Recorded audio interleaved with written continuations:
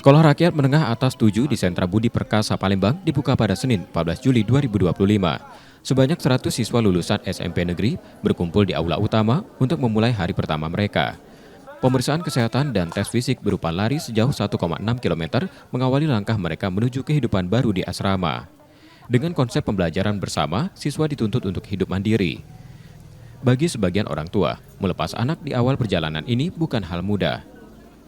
Herawati misalnya, tak kuasa menahan air mata saat memeluk anak pertamanya. Kesedihan yang sama terlihat dari Berliana, sesama orang tua.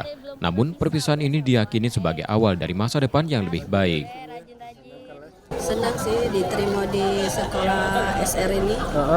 Cuman sedihnya pisah. Bisa ya. Pisah sama anak. Biasa kan sama-sama.